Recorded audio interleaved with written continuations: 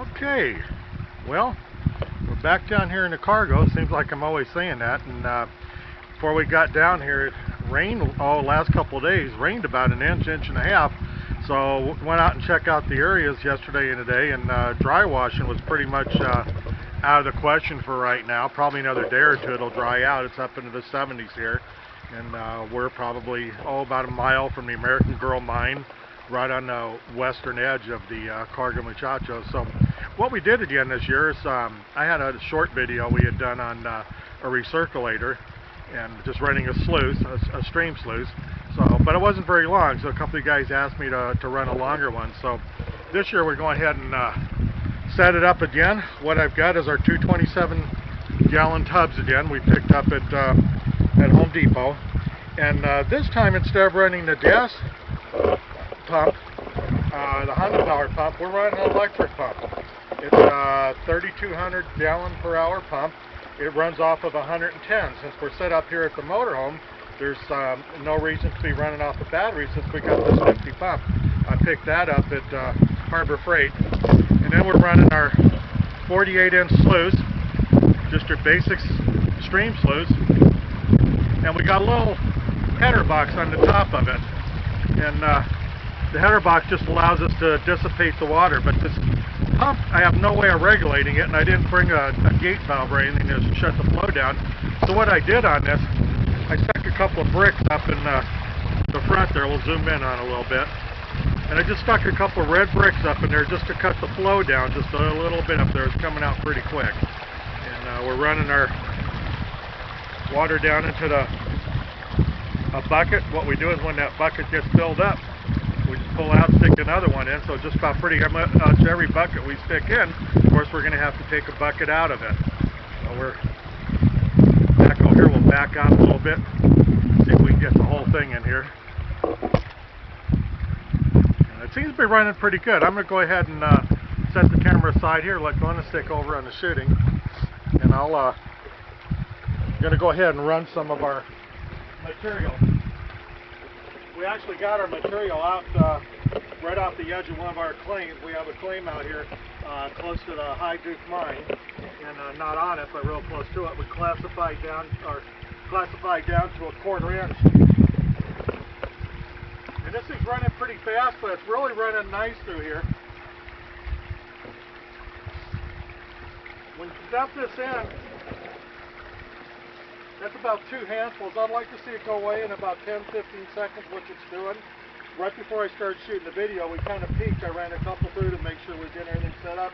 And I already saw a couple little specks of gold down there and caught in the rubber mat. What this has got, we've got the first section here, rubber mat. Then we have some regular stream ripples. And then on the bottom of this, it's got the Hungarian ripple. Let me go ahead and shut this off just for a second so I can tell you what we got in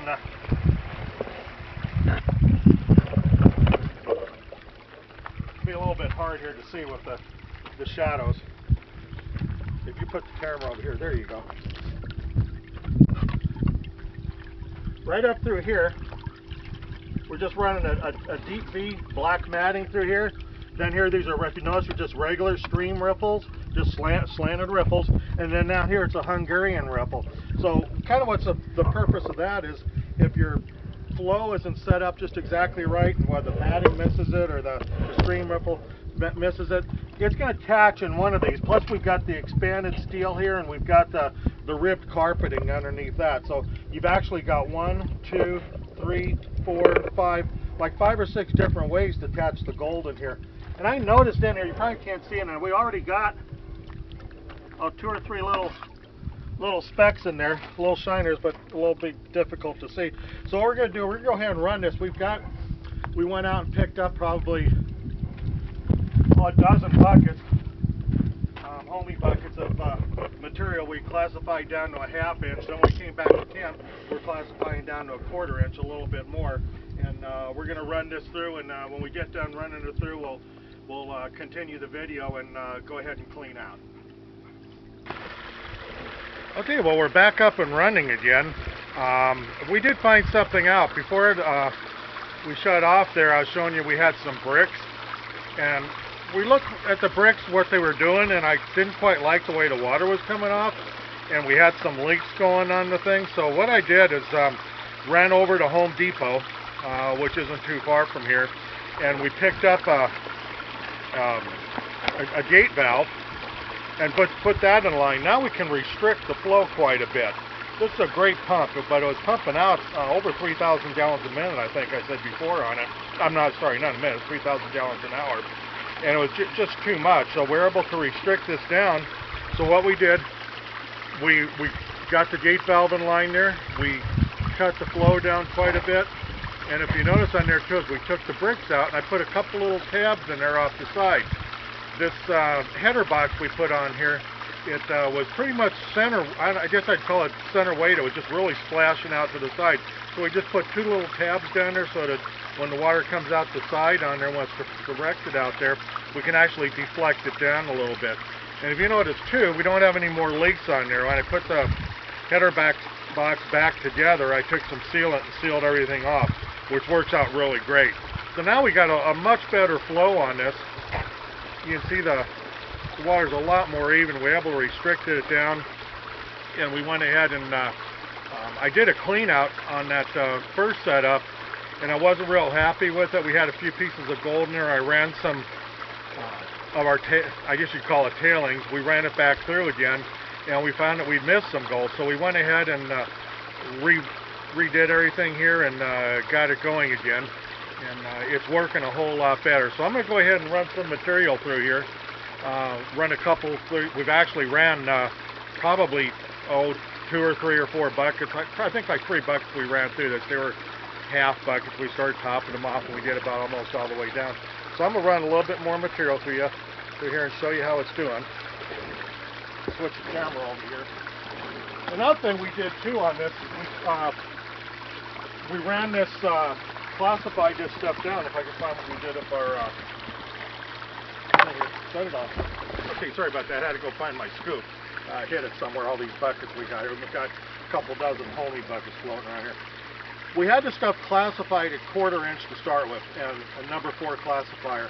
And it was a lot of gravelly rocks and stuff like that. And I said, gosh, we're just wasting, space because we do have to clean out this every bucket we run through. Well, there's no sense putting rocks in there on top of everything. So we went out on them. We reclassified stuff down to an 8, so I guess you'd call that a -8. So now it's a lot finer. See, there's no gravel in there.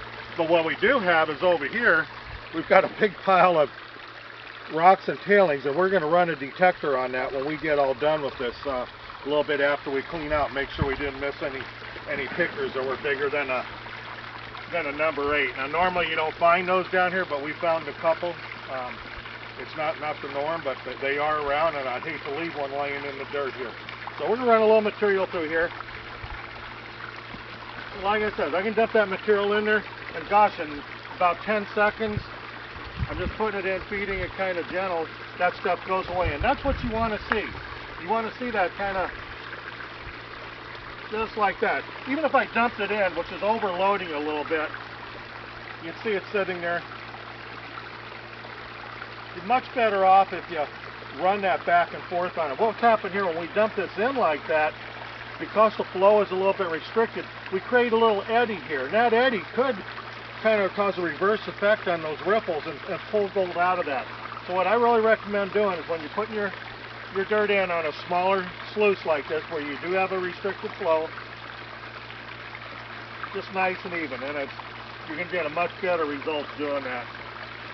If we had this turned up, if we had it in a stream and set up with a lot more water running over the top of it where it would be deeper, you could get away with dumping it in like that. But it doesn't hurt to be a little bit cautious. If you're going to err on the side of caution, not just dump it in and losing any gold and stuff on it. So, like I said, we ran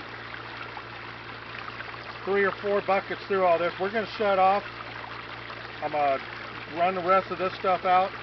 Probably the rest of this bucket here, and then we'll go do a clean out. We'll come back and finish the video on the clean out. So we're going to go ahead and shut off for right now.